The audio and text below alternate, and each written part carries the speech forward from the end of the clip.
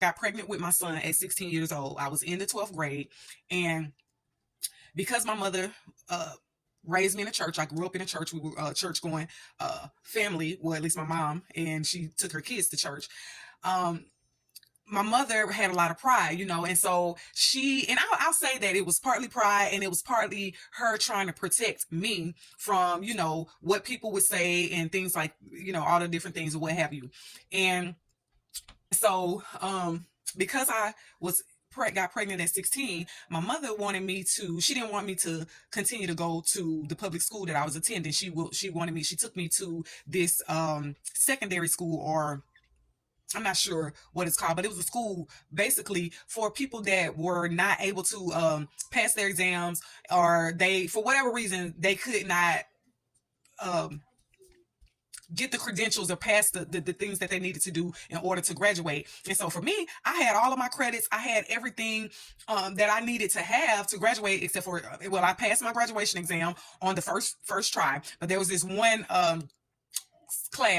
this one teacher that everyone had to go through. We had to write an essay, and all of us had to go through that to pass in order to graduate. And so, I was determined that I was not going to let my situation and my circumstance stop me from graduating with my class. Like, this was my class that I was with from kindergarten through 12th grade. So I was not a family. We didn't move around.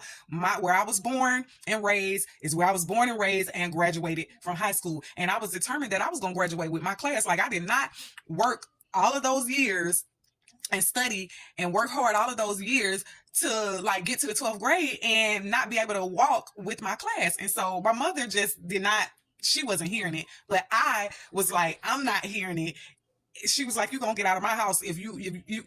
I was driving to school. I had my own car, and I remember my mom was like, you're not going back to school. You're going to this other school, where you can be hidden and go through your pregnancy, and you can get your diploma that way, and you won't be able to walk with your class." But I'm like, the devil is a liar. And so I had my own car at the time, and I was driving that my parents had, blessed me with. And my mom was like, she took my keys and all of that. And so I was like, okay.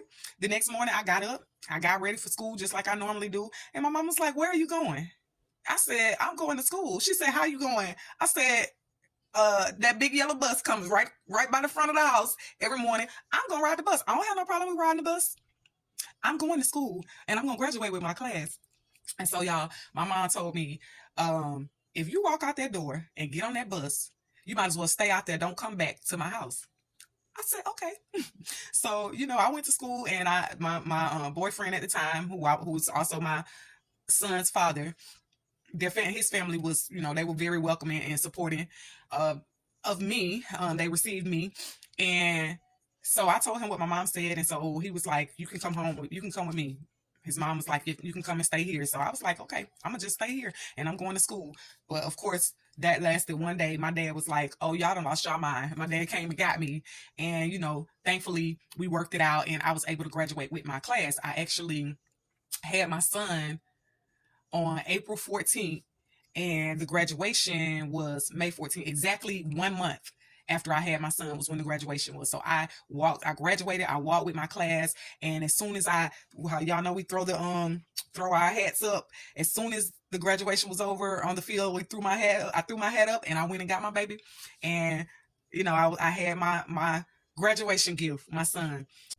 Moral of the story is never let your situation or your circumstance stop you from reaching your goal. You have to turn off the naysayers, you have to tune out all the noise, and you have to get laser focused on the things that you know that you want to accomplish in your life. Because if God gives you a vision, if God places something in your heart to do, it is for you. It is not for anyone else. And people are not going to always understand what it is that God placed in your heart to do. They're not going to understand why. They're not going to understand your mindset behind it. And sometimes it's okay. It's okay for people to not understand what it is that God gave to you. He gave it to you. He didn't give it to nobody else but you. But the key is you have to trust God. You have to face forward. You have to focus on whatever it is that you want to accomplish and you want to achieve out of life.